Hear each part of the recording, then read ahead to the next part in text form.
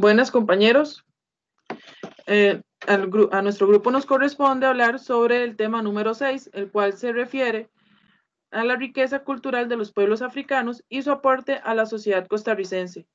Los compañeros que conformamos este grupo son Fabio Díaz, Ricardo Ceciliano, Keili Matamoros, Deyanira Arrieta, Hernán Morales, Yenori Beckford y mi persona, Heidi Ulate.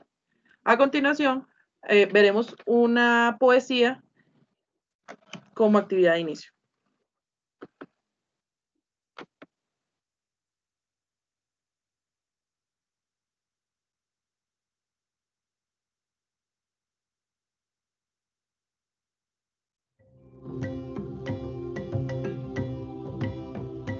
Me niego rotundamente a negar mi voz, mi sangre y mi piel.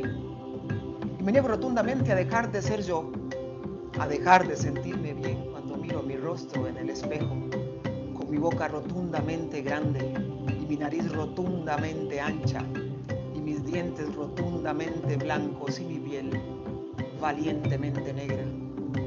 Y me niego categóricamente a dejar de hablar mi lengua, mi acento y mi historia. Y me niego absolutamente a ser parte de los que se callan, de los que temen, de los que lloran. ¿Por qué me acepto? Rotundamente libre, rotundamente negra, rotundamente hermosa.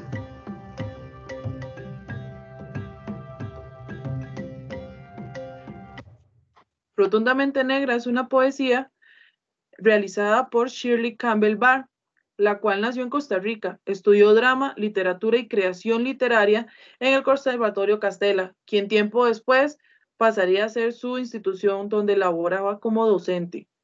Ha trabajado activamente en programas culturales y sociales.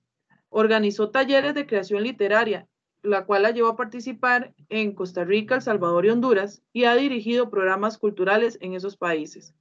Es antropóloga graduada de la Universidad de Costa Rica y tomó cursos de posgrado en feminismo africano en la Universidad de Zimbabue. Campbell cuenta con 5 colecciones de poesías y tiene decenas de poesías y artículos publicados en revistas, antologías y periódicos de diversos países. Algunos de sus trabajos han sido traducidos al inglés, francés y portugués. Es activista del movimiento afrodescendiente de América Latina y participa activamente en conferencias, talleres, lecturas de poesía. Ha vivido en países como Costa Rica, Zimbabue, El Salvador, Honduras, Jamaica, Estados Unidos, Brasil y Panamá. Su trabajo ha sido difundido en gran parte a través de las organizaciones de mujeres y de afrodescendientes de América Latina, y actualmente es conocida como una de las poetas afrodescendientes más destacadas de la región. Su trabajo ha sido colocado en diversas representaciones populares en América Latina, como por ejemplo radionovelas, obras de teatro, presentaciones infantiles, exposiciones fotográficas, todo esto en países como Argentina, Colombia, Bolivia y España. Su poema Rotundamente Negra, que le da nombre a 2 de sus libros, ha sido objeto de diversos reconocimientos en América Latina y el Caribe, y se ha constituido como un emblema de muchísimas organizaciones afrodescendientes de la región.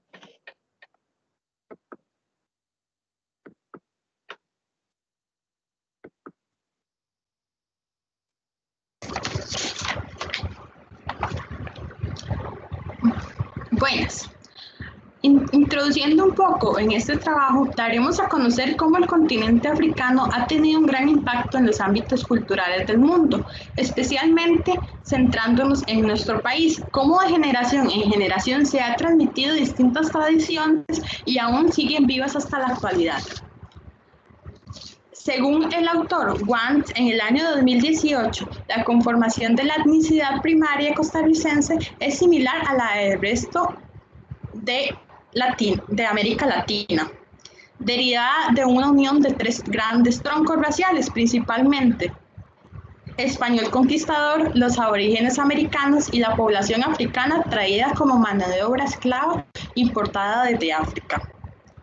Modernos estudios genéticos muestran que la población costarricense del Valle Central tiene cerca de 30% de herencia genética indígena, principalmente Cabecar, 5% de descendencia africana y el restante europeo, mayormente español.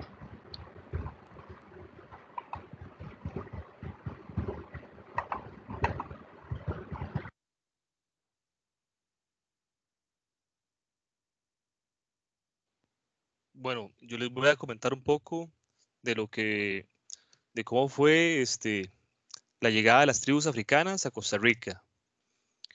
Ok, desde inicios de la época colonial, los barcos españoles ya traían africanos y a su descendencia para prácticas esclavas.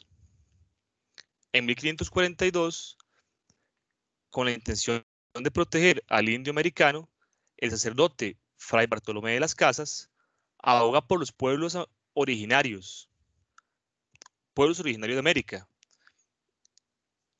y motiva el usar la mano de obra de los esclavos negros de África, eh,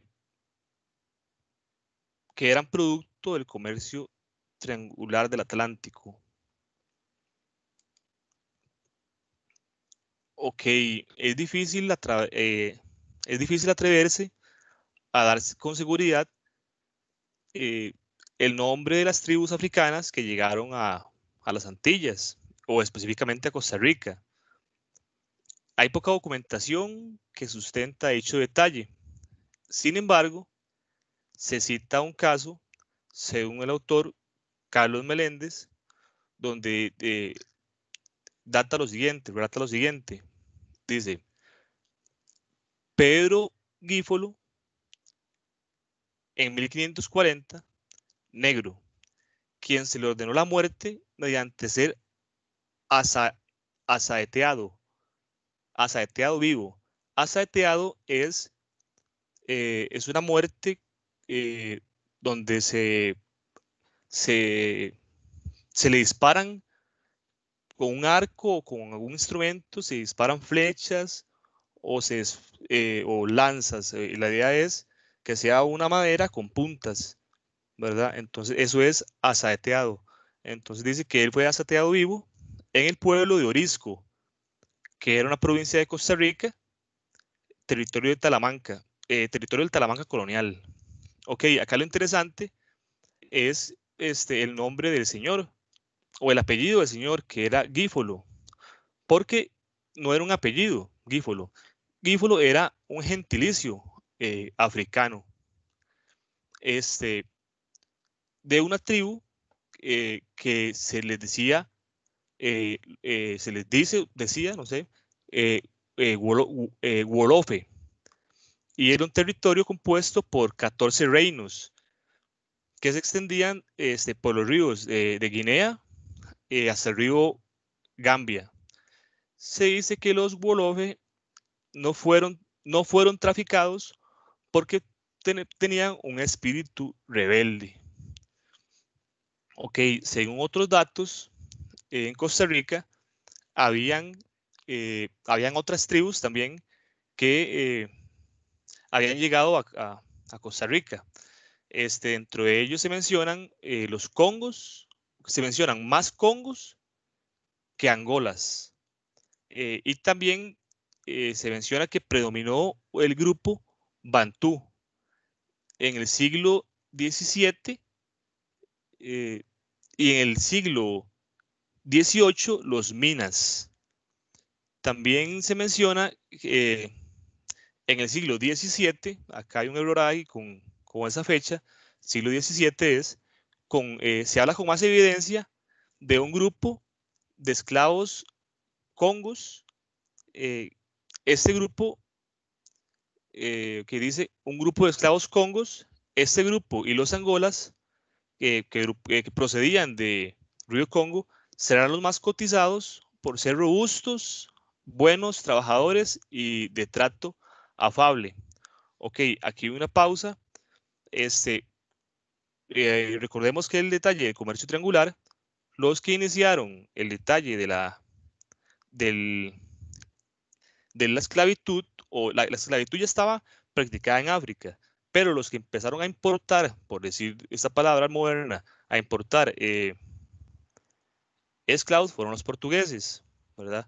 Entonces, ellos fueron los que, ok, y el comercio triangular, los principales puertos estaban vamos a pasar por acá, los principales puertos estaban en el, en el noroeste de África. Entonces, por eso es que mencionan el río Congo, porque queda en esa zona.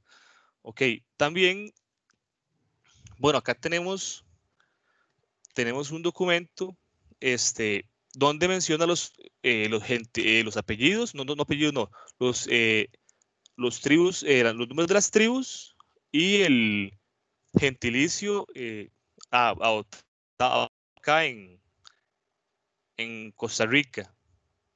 Ok, dice que, bueno, dice Ana o Ana, doble N, territorio en el sur de Togo, la familia Ewefon. Ok, y también menciona otro por acá donde dice Angola, que es un nombre genérico, bastante impreciso, y que procede de la zona entre los ríos Dande y Guanza. Su territorio era nombrado Dongo, y su gobernante recibía el título de Gola, de que los portugueses sacaron Angola. Por eso mencioné el detalle de los portugueses, ¿verdad? Porque ellos por acá, al principio predominaron los portugueses, después fue Inglaterra, después Holanda y después fue Francia, más o menos en esos órdenes. Empezaron a importar esclavos. Por acá también tenemos otro que es el Congo, nombre genérico de los esclavos procedentes de la cuenca del río del mismo nombre. Pertenecían a los bantúes, que fueron también los que dicen que por acá fueron los que anduvieron bastante. Por acá también otro, Corobicí. Me imagino que ese es uno de preguntas porque no está muy claro también, ¿verdad? El detalle. Y otro, Fulupo, que se dice Folopo, Felupe o Gelofe, más bien Wolofe, que era como el apellido de ese señor que mencionamos al inicio, ¿verdad? Que era un territorio de 14 reinos entre los ríos Senegal y Gambia. Ok. El primer grupo de afrodescendientes que estuvo en nuestro país se le conoció, según la división social, como pardos, morenos o cholos. Ok. Podemos mencionar que hubieron 4 etapas donde llegaron esclavos, donde llegaron negros, africanos en ese momento a Costa Rica. La primera etapa fue la etapa colonial, donde ellos eran africanos y descendientes de africanos, y sus hijos, ¿verdad? Después después de la emancipación, ok, después de la independencia, ok, se dio lo que fue la emancipación de los esclavos. En 1824 se dio la emancipación de los esclavos en distintas partes de Centroamérica. Ok, en este caso hubo una segunda llegada de afrodescendientes de la parte de Cuba. Esto porque hubo una negociación, no desconozco muy bien cuál fue el negocio, entre uno de los líderes independentistas de Cuba y un político nacional. Entonces, quién sabe cuál fue el negocio, y llegó una segunda oleada a lo que fue, en este caso, hay evidencia de que fue en Guanacaste. Después, también, no fue relevante, también después hubo un tercer grupo de afrodescendientes. Esos son ya, son afrodescendientes, pero sí son afrodescendientes. Ok, pero ellos son nacidos en esta zona ya. Llegaron de Panamá, Nicaragua, San Andrés, Bocas del Toro, Martinica, San Cristóbal y Nieves, de Belice, de San Luis y Jamaica en su mayoría a mediados del siglo XIX. Ok, esa fue la tercera oleada. Y hubo un cuarto grupo que llegaron a Costa Rica con la construcción del ferrocarril Atlántico en 1872, que la mano de obra, donde se puede recalcar la importancia de la mano de obra afrodescendiente para para la construcción del ferrocarril y también para la industria del desarrollo del banano, el cacao y otros productos de la zona de Limón. En este caso, la zona de Matina, con el cacao. Ok, y vamos a pasar por acá a la otra filmina, presentación dice... ok, con eso continúa nuestro compañero Hernán. El compañero no se pudo incorporar a la reunión, pero por acá tenemos el detalle de él. Denme un segundo y se los agrego.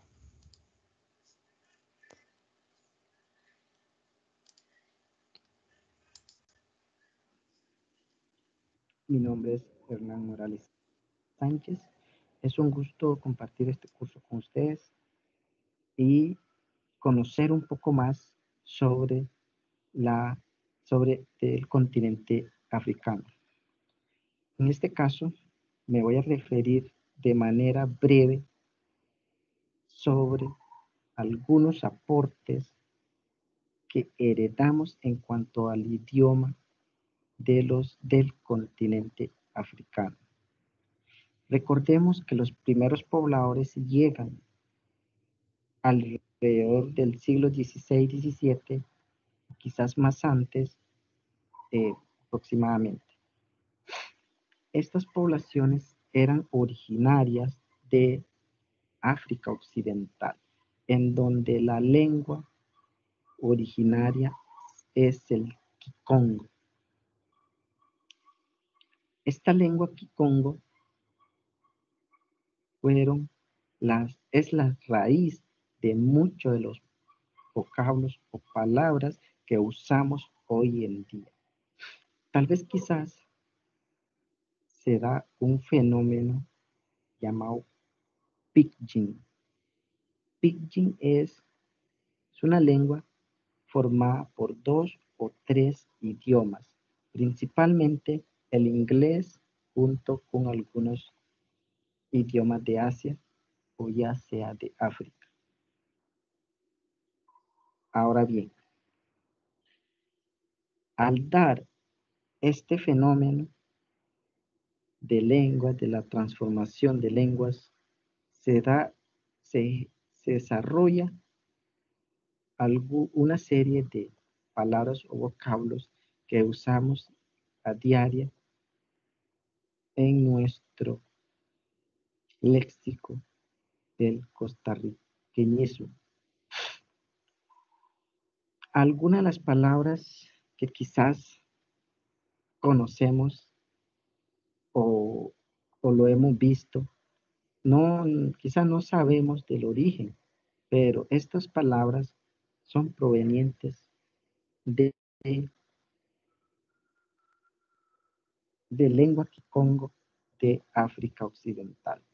Entonces, acá les mencionaré algunas de ellas que usamos a diario aquí en nuestro país. Por ejemplo, una de las palabras es malanga, que es un tubérculo comestible que viene del origen kikongo. El otro puede ser la candanga, que aquí los relacionamos con el diablo. Otra palabra de origen kikongo a la África Occidental sería el guaro, que es un licor, aguardiente de caña de azúcar. Otro particular que me sorprendió acá en mi zona, nosotros estábamos sembrando bananos, que es el banano, que originalmente se le llamaba banana, pero en Costa Rica se adaptó a banano. Otra puede ser la bemba, que se refiere una boca grande, boca grande, que es igual originaria de las lenguas de Kikongo. Otro muy conocido, muy reconocido acá en nuestra zona y una de los símbolos que nos caracteriza como costarricense la cual su nombre se debe a la marimba, que todos, yo estoy tan seguro que todos sabemos que es la marimba lo que nos representa como sociedad, como costarricense, que es un instrumento musical de repercusión. La última que es el ñame. Aquí en mi zona hay muchos ñame. No sabía ni tenía la menor idea de dónde proviene esta palabra. Con esto ya me doy cuenta que el ñame proviene de África, que es una planta de tubérculos igual, comestible, y que creo que todos nosotros conocemos. Sería eso. Muchas gracias por la atención prestada.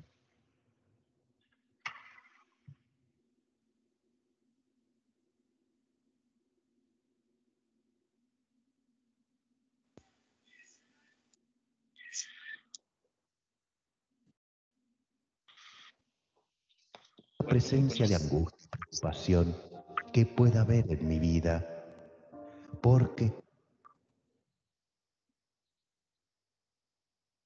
Muy buenas a todos, mi nombre es Ricardo Ceciliano. Yo les voy a hablar un poco sobre la influencia del continente africano a través de la religión. Como un poco introductorio, voy a hablarles de la distribución actual de las religiones en África. El continente africano presenta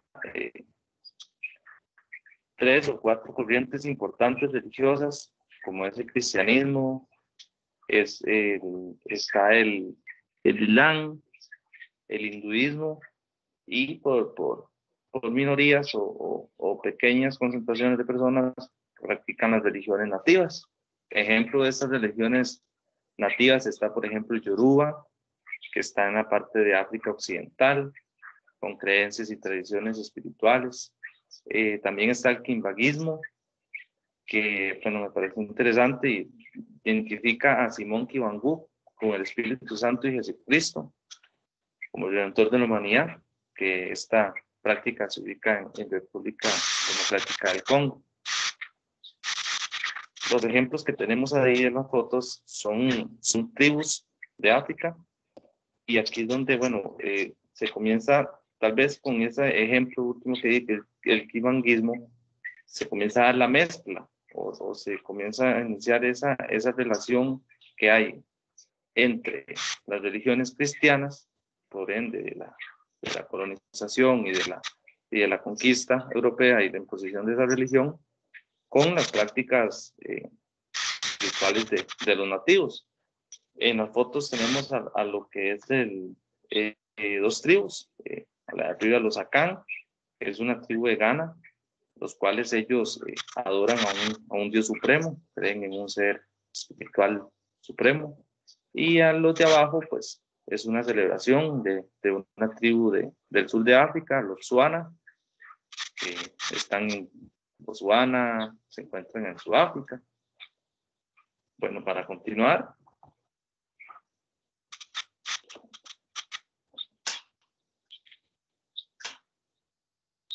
el contacto que se dio en la colonización provocó la cristianización de la población africana, pero como ya he mencionado, muchas tribus mantuvieron sus celebraciones y sus ritos espirituales. Cuando se da la esclavitud y cuando se comienza a dar los flujos migratorios hacia el continente americano por parte, bueno, de portugueses, de españoles, estos inmigrantes, por decirlo así, inmigrantes obligados, comienzan a practicar distintas formas de adorar a Dios o de practicar su religión.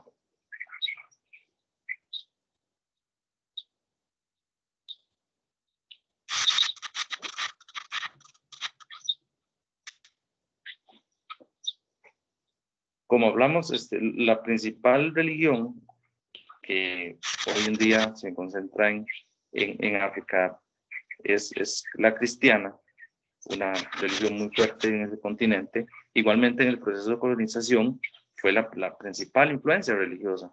Entonces, cuando esas personas que llegan a nuestro país, a nuestro Caribe principalmente, ya traen esa religión arraigada. Entonces, se presentan distintas iglesias, como la iglesia protestante, la anglicana, también la metodista.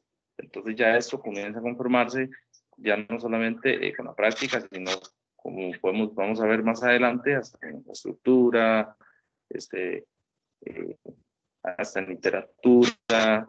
Entonces, en distintas formas se comienza a revelar esas religiones con mezclas tanto de cristianas como de tribus autóctonas de África ya en la vida social de los costarricenses y de esas personas que venían.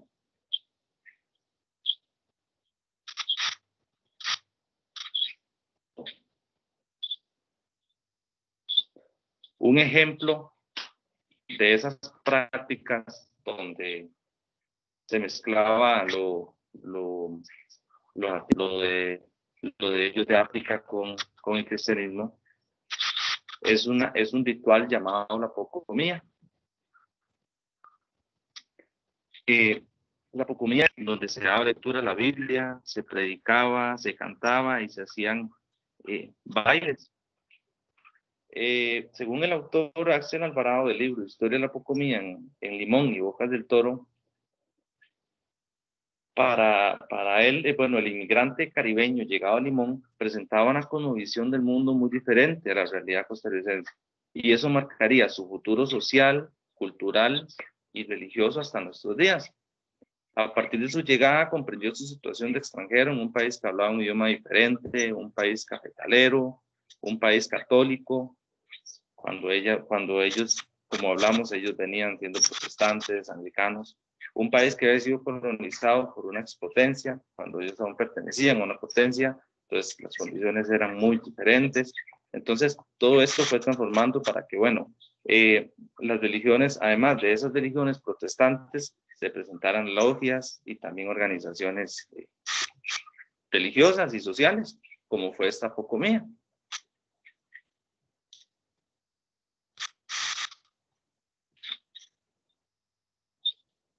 Aquí tenemos, bueno, unos ejemplos de iglesias o de casas cristianas o de esas corrientes protestantes o anglicanas que, bueno, hoy en día incluso son un patrimonio muy importante para la provincia de Limón y para todo el país, ¿verdad? Arriba de la casa o la iglesia bautista, que fue fundada en 1851, declarada patrimonio arquitectónico en el 2002, y actualmente sigue funcionando. Es pues le llaman la Casa Rosada, y sirve para reuniones de la iglesia bautista.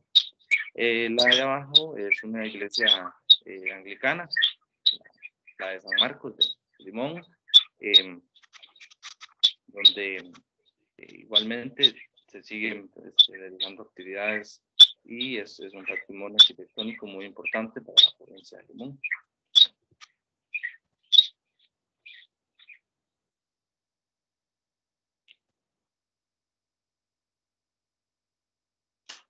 Retomando un poco el tema de la apocomía, esta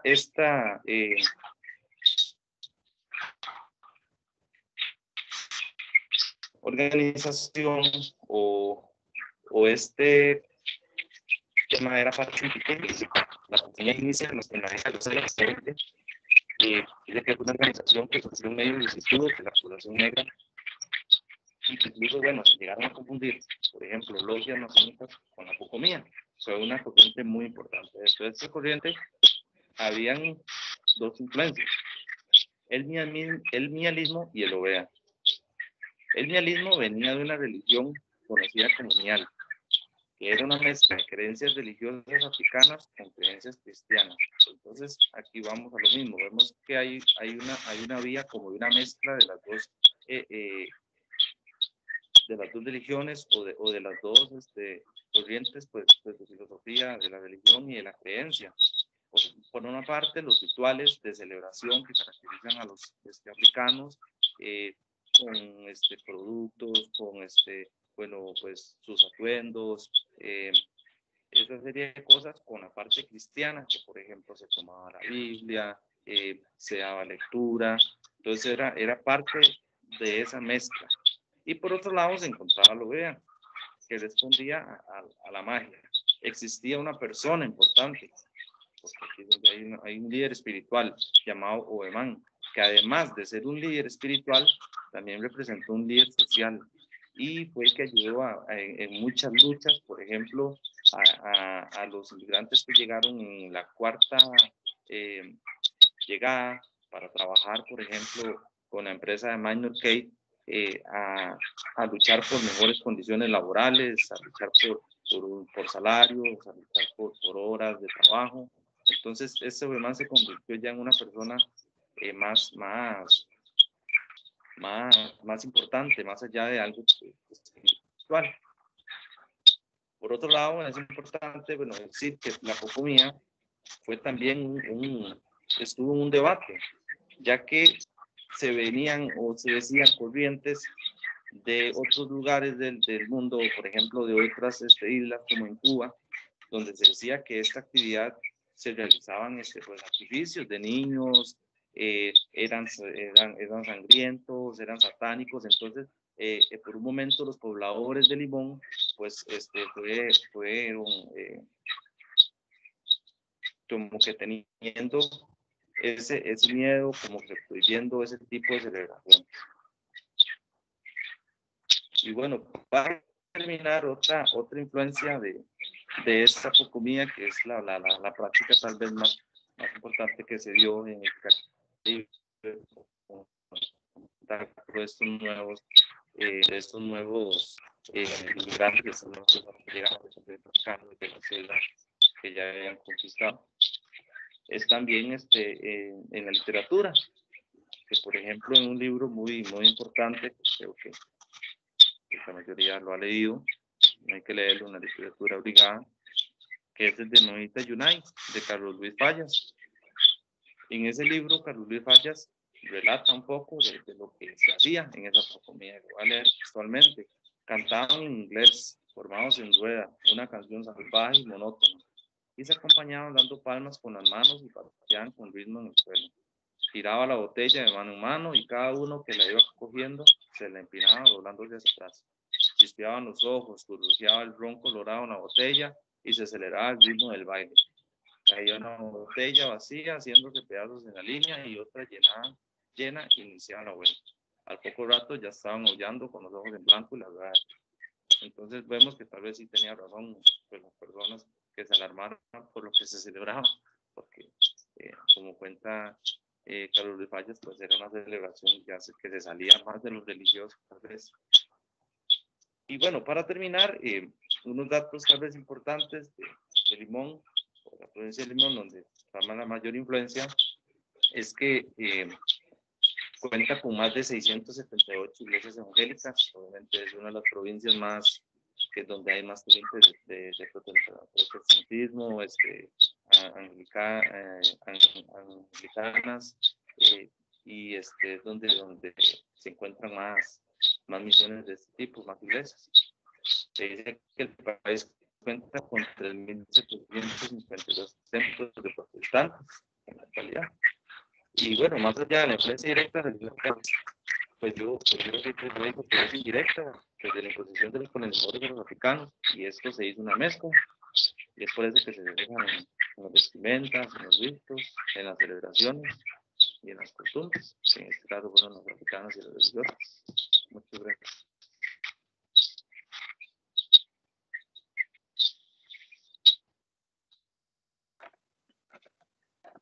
También tenemos como referencias literarias, tenemos a dos grandes expositores, los cuales nos muestran muy a flor de piel, como comentaba el compañero Ricardo, situaciones o la vida cotidiana de las personas negras, las personas afrodescendientes en nuestro país. Tenemos a Carlos Méndez Duncan, el cual fue un seguidor de los movimientos literarios en 1956.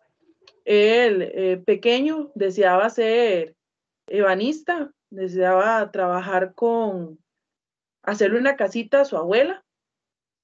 Él, en su inquietud por la literatura, él era muy fiel, ¿verdad? A esta rama artística, y él decide empezar a escribir desde muy pequeño. Sin embargo, le daba miedo, ¿verdad? Expresarse, le daba mucho miedo contarle a la gente quién era él, contarle que deseaba escribir.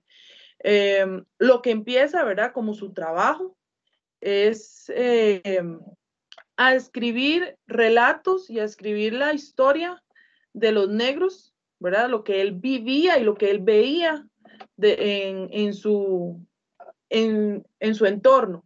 Él vivía en Batán, y pues él empezó sus inicios de carpintería en una práctica, en un taller de ebanistería, y pues siguió, ¿verdad? Con esta historia de la ebanistería. Sin embargo, también escribía.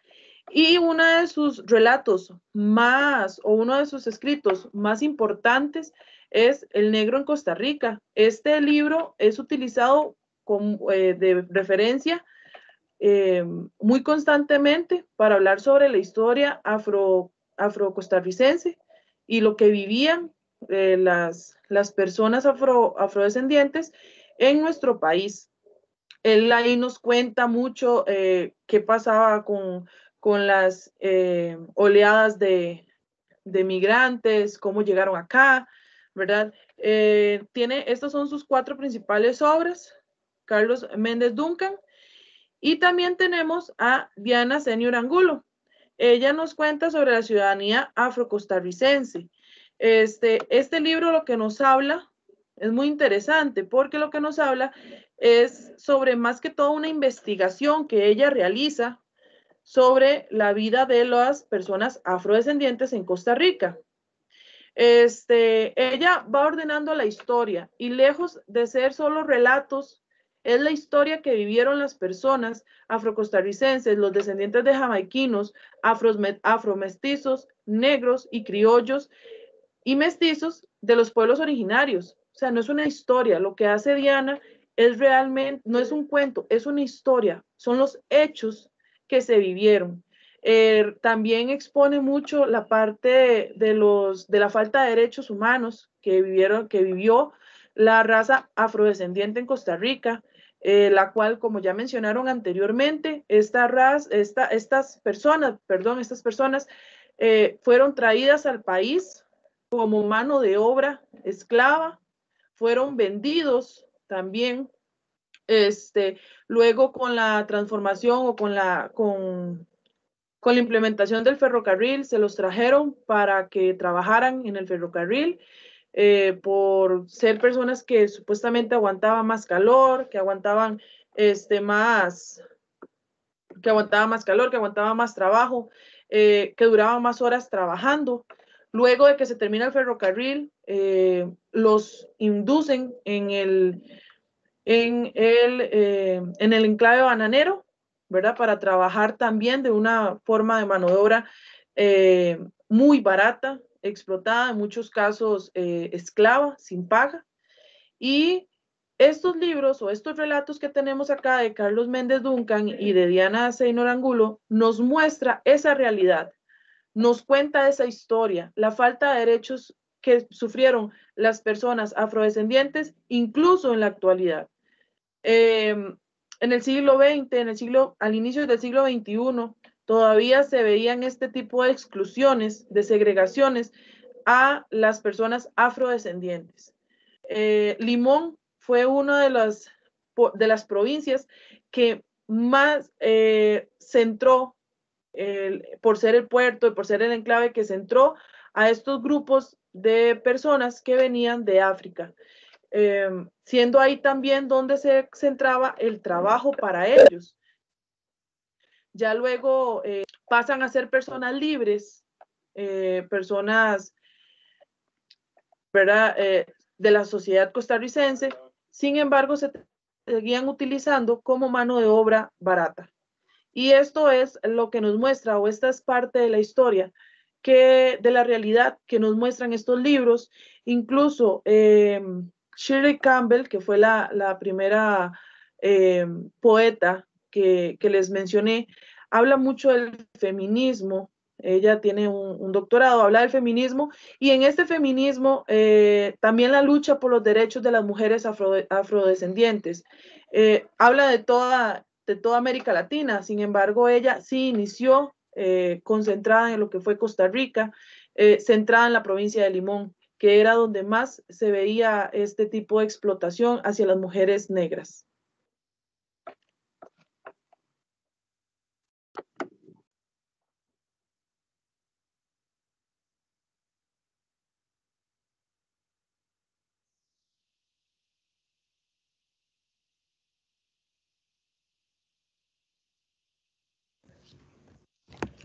Muy buenas tardes, compañeros. A mí me toca hablarles sobre lo que son las manifestaciones culturales en lo que es la provincia de Limón. La cultura limonense, la cultura limonense ha traído mucho tipo de manifestaciones culturales, como lo que es la música calipso, ¿verdad? Que no podemos hablar de calipso si no hablamos del señor Walter Ferguson, que es uno de los mayores representantes de lo que es la música calipso, la cual es una mezcla entre lo que era salsa cubana con lo que era el reggae, utilizando diferentes instrumentos como lo que era el bajo de Congo, el quijuango, que eran los mayores, lo que mayor se utilizaba, ¿verdad?, para hacer el son o para tener ese tipo de música que se daba, lo que es el calipso, puesto que don Walter Ferguson todavía vivo en estos momentos, es el hombre en que mayormente se conoce a nivel nacional, a nivel mundial, sobre lo que es el calipso de la zona atlántica. También podemos citar lo que es la artesanía, ¿verdad? Lo que es la parte artesana de lo que es la cultura afrocaribeña. Artesana cuando hablamos de lo que es de lo que son los diversos tipos de deportes que tenían en ese entonces, ¿verdad? Podemos hablar sobre lo que es el béisbol, el softball, el cricket, que muchos de nosotros hoy en día lo hayamos desconocido, que en estos momentos hay 2 equipos, femenino y masculino, en Limón. Esto es un juego el cual se hace o se da por medio de lo que son 11 jugadores en cada equipo, y se utiliza unos palos que parecen raquetas y tienen 3 postes, el cual 2 bateadores lo utilizan, y así se da y se inicia el juego. En ese entonces era lo que mayormente se jugaba, ¿verdad? El cricket, béisbol y softball. También hablamos de lo que es la parte del atletismo. Referente podemos hablar de lo que es Neri Brenes, ¿verdad? Un limonense neto de Costa Rica, ¿verdad? De la zona atlántica, la cual es el referente que podemos hablar en esos momentos de lo que es la parte deportiva. Y luego podemos hablar de lo que es la parte de lo que son las comidas, retomando la exposición que dio el compañero Hernán el compañero Hernán habla de diferentes tipos de tubérculos, como lo que fue el llame, el yampí, la yuca, que estos eran las comidas originarias de lo que eran los afrodescendientes. ¿Por qué digo originarias? Porque en estos momentos, cuando hablamos o cuando habla la mayor parte de las personas de San José a nivel de Costa Rica, cuando hablan de limón, lo primero que ustedes se escucha de limón es que vamos a comer rice and beans, que vamos a comer patí o que vamos a comer pambón. En el tiempo en que llegan los afrocaribeños a Costa Rica, a lo que fue la construcción del ferrocarril, en ese entonces los afrocaribeños no sabían de lo que era comer arroz o de lo que era comer frijoles. Ellos, la base de la dieta de ellos era esta, los tubérculos como el yampí, la yuca, el llame, etcétera, ¿verdad? Porque ellos desconocían lo que era el arroz y los frijoles. Hasta después de los años 1800, 1700, ellos inician con lo que es más ahora, lo que es mayormente el consumo del arroz, porque mis abuelos contaban que en ese entonces que ellos llegan acá, ellos solo se alimentaban de los tubérculos. Era el menú principal de ellos, los tubérculos.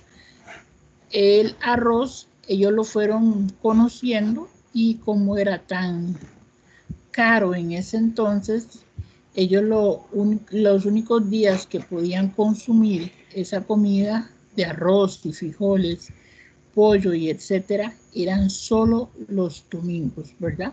Solo los domingos era el día en que ellos podían comer ese tipo de comidas. Entonces ahí fue donde se dio lo que era el rice and beans, puesto que la mayor parte de los afrodescendientes comían casi todas sus comidas con aceite de coco, leche de coco, ¿verdad?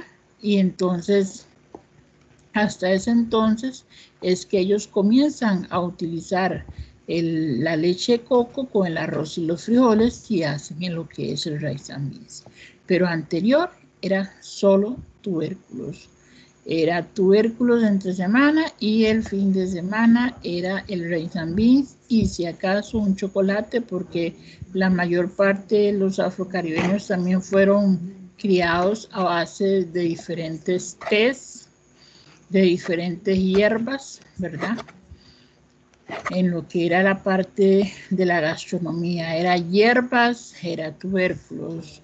Después se fue implementando, entonces se comenzaron a hacer lo que fue el patí, que es a base de una mezcla, una pasta entre harina, manteca, agua y sal, y más lo que es la parte de la carne, ¿verdad? Entonces era como es un tipo de empanada, pero a diferente sabor y diferente preparación. Después el pambón, que pasa a ser como un queque, es una mezcla de un queque, pero con menores ingredientes que un queque, para que quede un poquito más seco. Y hablamos del rondón. El rondón es una mezcla de lo que es carne con tubérculos. Cocinan ya sea pollo, pescado, costilla, lo que fuese, ¿verdad? Y lo cocinan y después de ya tener la carne suave, cocinada, entonces se le agrega lo que es los tubérculos como el llame, la yuca o el yampí, se le pica y se le cocina con lo que es la leche de coco y los condimentos. Entonces ese es el famoso rondón. Después podemos pasar a hablar de lo que fue el lenguaje. El lenguaje de nosotros los afrodescendientes, muchas de las personas se nos decía que nosotros hablábamos mecaitelio. Nosotros no, el mecaitelio no es una lengua, no es un dialecto. El mecaitelio era una forma en que los afrodescendientes hablaban. Por ejemplo, los afrodescendientes decían, mecaitelio something, déjeme decirle algo. Mecaitelio this, mecaitelio that. Entonces las personas creían que era una lengua, que el mecaitelio era una lengua. Pero nosotros no hablamos ningún mecaitelio porque el mecaitelio no existe como lengua, es un inglés y es inglés criollo el que nosotros hablamos. También tenían la otra forma de decir que hablábamos patuá. Y nosotros, los afrodescendientes, no hablamos patuá porque el patuá es una mezcla entre inglés y francés y nosotros no hablamos ese tipo de mezcla. Nosotros hablamos un inglés criollo, que es el que no se nos reconoce y es una lengua, no es un dialecto. Y esa sería toda la parte participativa mía. Muchas gracias.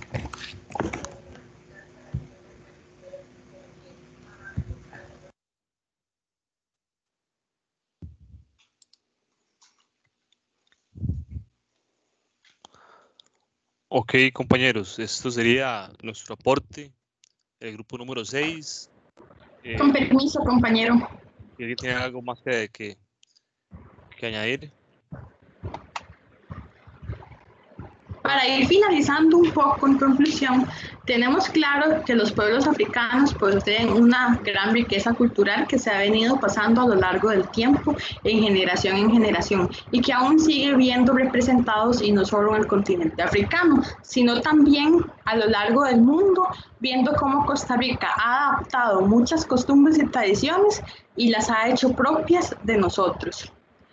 Como para finalizar, yo hice una pequeña poesía creada por mí, la cual diría, hoy blanca soy, pero la cultura africana nos ha dejado una gran lección. En una gran parte del país lleva el mismo sazón, que día a día nos alegra el corazón, nos transforma sin importar la condición, pero qué gran lección aprendimos hoy. Unidos de raza multicolor, comprendiendo a nuestros hermanos, transformando las culturas que nos vuelven más humanos.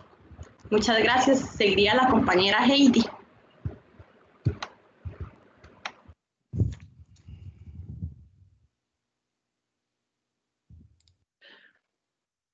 Para concluir el tema, compañeros, los invito a que ingresen al link que se les va a agregar para poder realizar la actividad final. Muchísimas gracias. Ok, en realidad yo quiero mencionar algo más también, ya que estamos, eso es un foro. Quiero mencionar a un señor que considero que es muy importante para lo que es los afrodescendientes, afrocostarricenses, ¿verdad? Que es ese señor, es de nombre Marcus Garvey. Él nació en 1887 y murió en 1940. Se supone que, no se supone no, ese señor nació en Inglaterra, educado en Inglaterra, educado en Jamaica, creo que fue también en Estados Unidos, y fue el pionero del movimiento de crear un país africano, de crear una región. La intención de él era recoger que todas las personas afrodescendientes, africanas, que estaban en América y en el mundo, él quería que todas fueran hasta África. ¿A dónde exactamente? Eso es lo interesante que me gustó mucho. Él creía en que se iba a coronar un rey en Etiopía. El rey no se había coronado todavía, se coronó después este rey. ¿Qué es el rey? Fue Silai, que es el padre del movimiento de lo que son los Rastafaris. Voy a leer algo por acá que dice que ese señor Marcus Garvey, conocido en el mundo, problemático en Nueva York, en Estados Unidos, no lo querían. Dice así: bueno, ese señor promovió la educación en Limón, tuvo más de 50 escuelas, donde enseñaban, bueno, él hizo conciencia étnica en todo el mundo occidental y despertó el interés, en este caso, por eso lo menciono, de los afrolimonenses por su herencia africana y su intención de regresar a África. Ok, aquí viene lo importante también. Yo desconocía que los ahora limonenses, antes de la guerra de 1948, ellos no eran costarricenses. Ellos estaban radicados en lo que era Limón, ¿verdad? Pero ellos no eran costarricenses porque no tenían cédula de identidad. Entonces, porque la intención de ellos era regresar a África. Ok. Después de que se ganó la guerra del 48, pues ya para finalizar, dice, según un mandato de José Figueres Ferrer, se incorpora el pueblo de Limón a la soberanía costarricense y se les otorga su ciudadanía y su respectivo documento de identidad, porque antes de esto ellos eran ciudadanos, Limón era una Jamaica, ellos eran no pertenecían a Jamaica, pero sus relaciones comerciales, la relación comercial de Limón era con Jamaica y con Inglaterra, las Antillas tal vez, por decirlo así, pero con el gobierno de Costa Rica era muy, muy leve, ¿verdad? Entonces, ya con esto, ahora sí finalizamos, pues finalizo yo. Muchas gracias. No sé si alguien tiene más por aportar. Si no, los invitamos también a que, bueno, realicen la actividad y también en el documento escrito, también hay un link muy, muy, muy bonito, un link que si gustan pueden también ver, donde se conversa un poco de esto, de cómo fue que José Figueres Ferrer adoptó, por decirlo así, tal vez, a este pueblo, para que tengan más claro eso, porque me enredé un poquillo, pero ahí lo ven. Y muchas gracias.